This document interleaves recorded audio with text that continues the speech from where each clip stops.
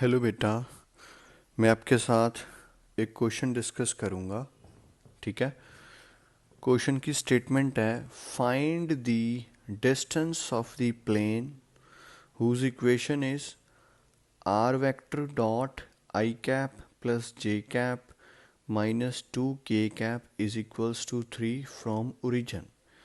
तो बेटा मैंने इस प्लेन का डिस्टेंस निकालना है ओरिजिन से।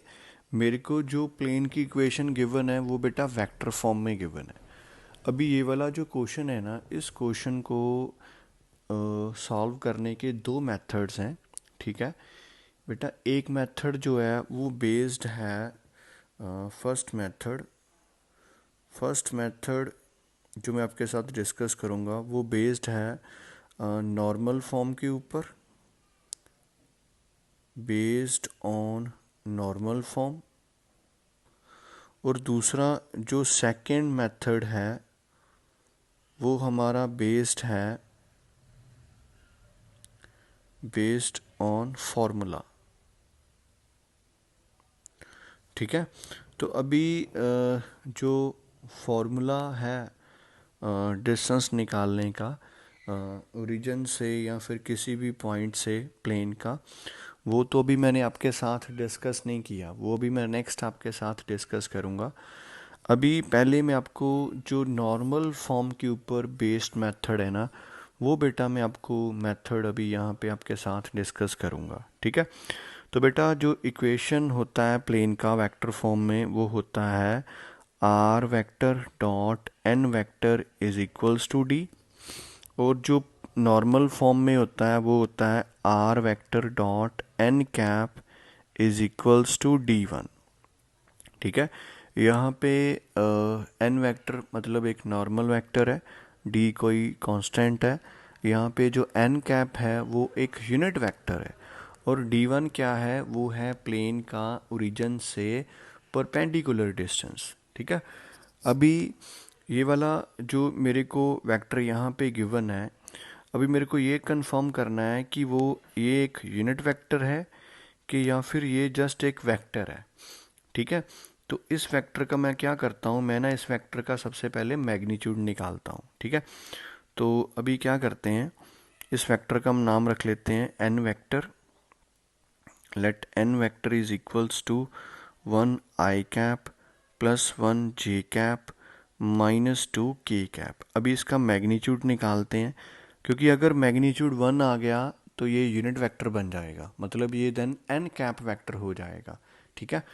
तो इसलिए बेटा मैं मैग्नीट्यूड निकाल रहा हूँ यहाँ पे। तो अभी मैग्नीट्यूड निकालने का मेथड है 1 का स्क्वायर प्लस 1 का स्क्वायर प्लस माइनस 2 का स्क्वायर। तो यहाँ से मेरे पास आ जाएगा 2 का स्क्वायर 4, 4 + 1 5, 5 + 1 6। तो अभी देखो बेटा, जो इसका मैग्नीट्यूड है वो 1 के इक्वल नहीं है। तो इसका मतलब है कि ये वाला जो मेरे को प्लेन का इक्वेशन गिवन है वो नॉर्मल फॉर्म में नहीं गिवन है, वो वेक्टर फॉर्म है। तो अभी मैंने क्या करना है, मैंने इस फॉर्म को इस फॉर्म में ट्रांसफ़र करना है। क्योंकि अगर ये वाला वेक्टर यूनिट वेक्टर बन गया तो इधर जो कांस्टेंट आएगा वो मेरे प्लेन का ओरिजिन से परपेंडिकुलर डिस्टेंस होएगा। ठीक है। तो अभी करना क्या होता है, किसी वेक्टर को अगर यूनिट वेक्टर में चेंज करना है ना, तो उस वेक्टर को उसी के मैग्नीट्यूड के साथ डिवाइड कर दो। अभी देखो मैंने इस वेक्टर का नाम रख लिया है एन वेक्टर। तो अभी ये वाला जो मेरा ऊपर मेरे को गिवन वेक्टर है वो मेरा बन जाएगा r vector dot n vector is equals to 3। ठीक है बच्चे। अभी इसको हम बॉक्स में बंद कर देते हैं, क्योंकि ये तो हम क्वेश्चन को कैसे सॉल्व करना है वो प्रोसीजर डिस्कस कर रहे थे ना, तो ये तो एक रफ पार्ट है, तो इसको अभी साइड पे कर देते हैं। ठीक है। तो जो भी हमारा वेक्टर है उसको मैंने नाम दे दिया एन वेक्टर। तो उसका मैंने मैग्नीट्यूड निकाला, तो वहाँ से मेरे को कंफर्म हो गया कि जो वेक्टर गिवन है साथ में वो एक यूनिट वेक्टर नहीं है। अभी मैंने इसको यूनिट वेक्टर में चेंज करना है। ठीक है। तो उसके लिए मैं क्या करूँगा, दोनों तरफ, अभी एक तरफ तो मल्टीप्लाई कर नहीं सकते क्योंकि इक्वेशन को बैलेंस रखना है, तो इसलिए दोनों तरफ मल्टीप्लाई करना पड़ेगा, सॉरी मल्टीप्लाई बोल रहा हूँ, डिवाइड करना पड़ेगा। अभी मैं क्या करता हूँ कि लेफ़्ट साइड पे भी जो n का मैग्नीट्यूड है उसके साथ डिवाइड कर देता हूँ, और राइट साइड पे भी जो n का मैग्नीट्यूड है उसके साथ बेटा मैं डिवाइड कर देता हूँ, ठीक है। तो अभी किसी वेक्टर को उसके वेक्टर के मैग्नीट्यूड के साथ डिवाइड करेंगे तो वो बन जाएगा n कैप, ठीक है। तो इधर हमारा आ जाएगा 3 upon magnitude of n vector कितना है हमारे पास, √6। तो ये बन गया, ठीक है। यहाँ पे साइड पे मेंशन करते हैं since n cap is equals to n vector upon magnitude of n vector, ठीक है। तो अभी देखो, अभी ये वाला जो इक्वेशन है वो मतलब इस फॉर्म में आ चुका है। तो this is the normal form, equation of a plane in normal form. तो इसमें जो हमारा ये जो रहेगा कांस्टेंट वो क्या आएगा, वो प्लेन का ओरिजिन से परपेंडिकुलर डिस्टेंस होएगा। तो अभी ये फॉर्म बन गया ना, क्योंकि ये एन कैप बन गया ना, ये यूनिट वेक्टर बन गया।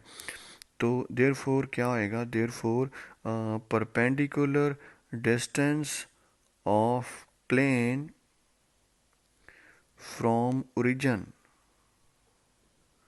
इज वो रहेगा 3/√6। तो बेटा इस तरह से हमने इस क्वेश्चन को सॉल्व करना है, ठीक है। ये भी एक मेथड है प्लेन का ओरिजिन से डिस्टेंस निकालने का। जो फार्मूला बेस्ड मेथड है वो मैं नेक्स्ट आपके साथ डिस्कस करता हूँ। उसमें मैं सेम क्वेश्चन को सॉल्व करूँगा ताकि आपको पता चल सके कि चाहे मेथड अलग अलग हैं लेकिन जो आंसर मिलेगा दोनों क्वेश्चंस में वो सेम मिलेगा।